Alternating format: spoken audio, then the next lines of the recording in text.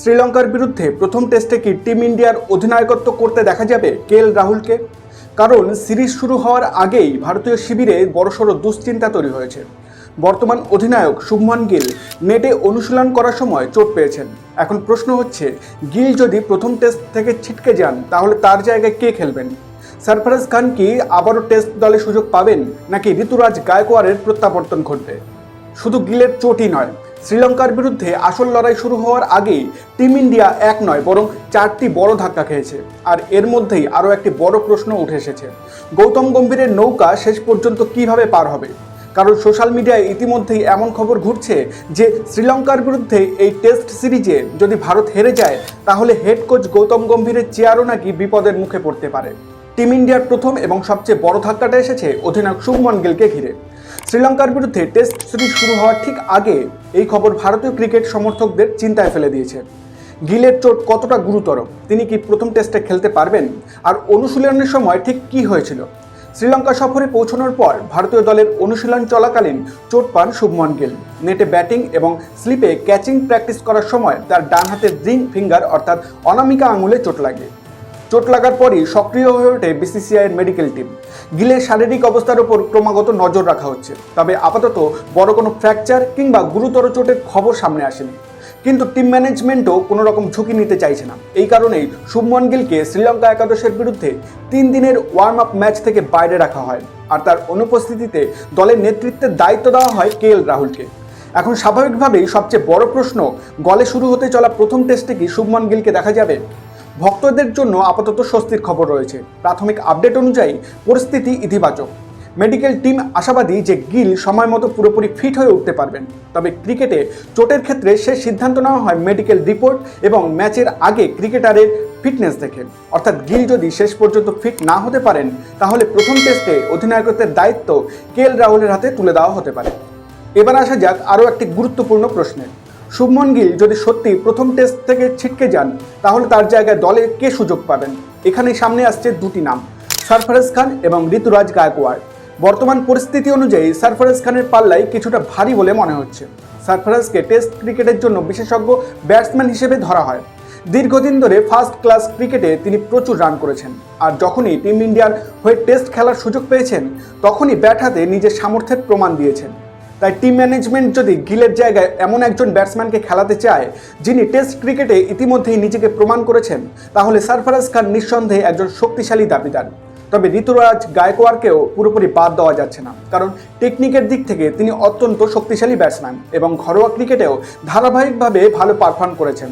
কিন্তু বর্তমান পরিস্থিতির দিকে তাকালে শুভমান গিল ফিট না হতে পারলে সরফরাজ খানই বড় সুযোগ পেতে পারেন। এবার আসে যাক টিম ইন্ডিয়ার দ্বিতীয় বড় ধাক্কায়। স্কোয়াড ঘোষণার আগেই এই ধাক্কা পেয়েছিল ভারতীয় দল। শ্রীলঙ্কার বিরুদ্ধে গুরুত্বপূর্ণ এই টেস্ট সিরিজে জাসপ্রীত বুমরার উপস্থিতি ভারতের জন্য অত্যন্ত গুরুত্বপূর্ণ ছিল, কিন্তু চোটের কারণে জাসপ্রীত বুমরা স্কোয়াড থেকেই ছিটকে গেছেন। অর্থাৎ সিরিজ শুরু হওয়ার আগেই ভারতের বোলিং বিভাগে বড় ধাক্কা লেগেছে। এরপর আসছে তৃতীয় ধাক্কা, যেটা সরাসরি ব্যাটিং বিভাগের সঙ্গে যুক্ত। টিম ম্যানেজমেন্ট যশস্বী জয়সওয়ালের কাছ থেকে অনেক আশা করেছিল।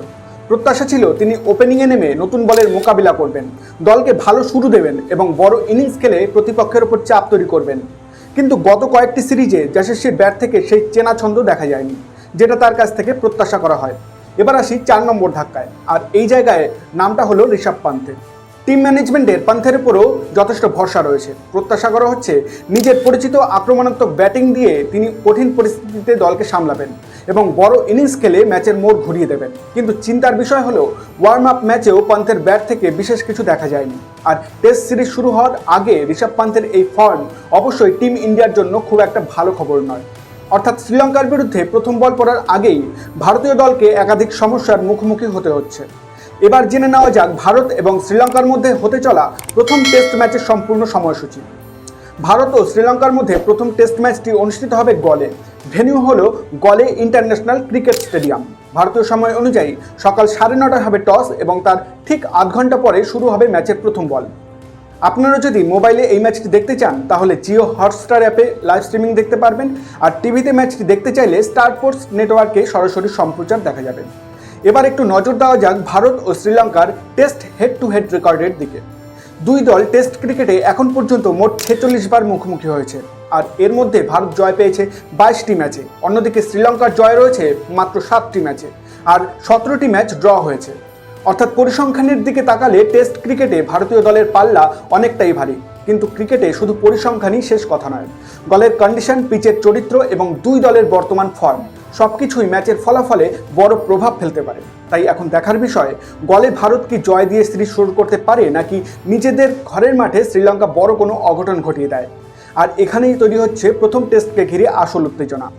এবার চলুন দেখে নেওয়া যাক শ্রীলঙ্কার বিরুদ্ধে ভারতের সম্ভাব্য প্লেইং 11 কেমন হতে পারে। বিশেষ করে শুভমন গিল যদি পুরোপুরি ফিট না হন, তাহলে দলের কম্বিনেশন কিভাবে বদলে যেতে পারে সেটাও খুব গুরুত্বপূর্ণ। প্রথমে থাকছেন যশস্বী জয়সওয়াল, ওপেনিংয়ের দায়িত্ব থাকবে তার কাঁধে। টিম ম্যানেজমেন্ট চাইবে যশস্বীর শুরুটা ভালো করার পাশাপাশি সেই ইনিংসকে বড় রানে পরিণত করুন এবং দলকে শক্তিশালী একটা ভিত তৈরি করে দিন। দ্বিতীয় নম্বরে থাকছেন কেএল রাহুল। শান্ত স্বভাবের ব্যাটসম্যান হলেও পরিস্থিতি অনুযায়ী আক্রমণাত্মক ক্রিকেট খেলার ক্ষমতা তার রয়েছে।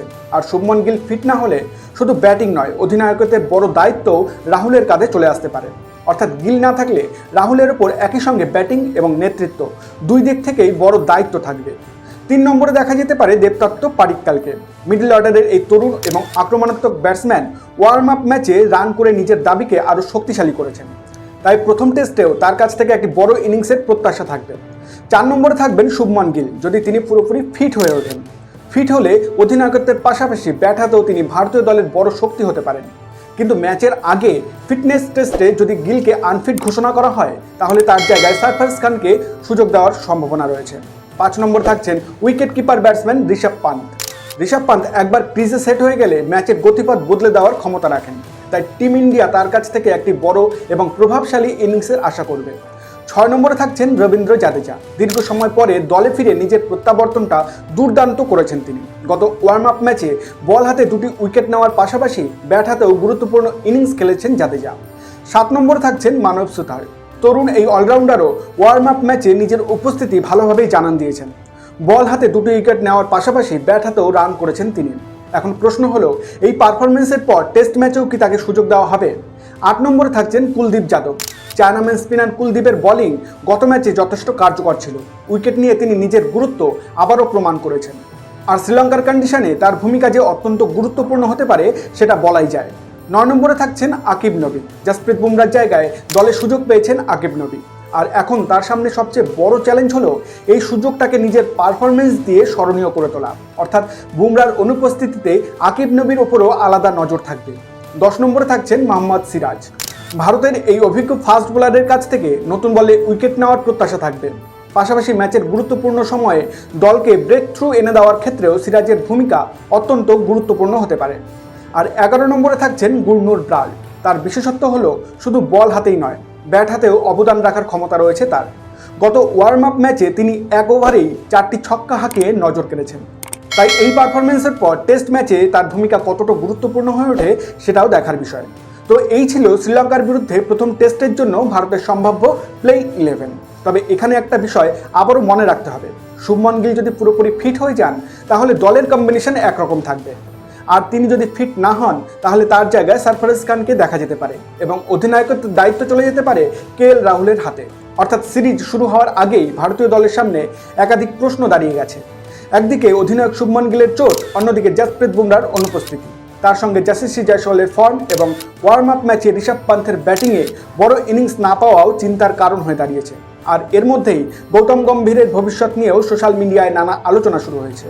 শ্রীলঙ্কার বিরুদ্ধে এই সিরিজে টিম ইন্ডিয়া কেমন পারফর্ম করে তার উপর যে সবার নজর থাকবে সেটা বলার অপেক্ষা রাখে না। কারণ ভারতীয় দল যদি প্রত্যাশা অনুযায়ী পারফর্ম করতে না পারে, তাহলে গৌতম গম্ভীরকে ঘিরে তৈরি হওয়া প্রশ্ন আরও বড় হয়ে উঠতে পারে।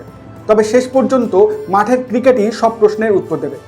গলে ভারতীয় দল কেমন শুরু করে, গিল শেষ পর্যন্ত খেলতে পারেন কিনা, কেএল রাহুলকে অধিনায়ক হিসেবে দেখা যায় কিনা এবং সরফরাজ খান সুযোগ পেলে কি করেন, সবকিছুর দিকেই এখন নজর থাকবে ক্রিকেট প্রেমীদের।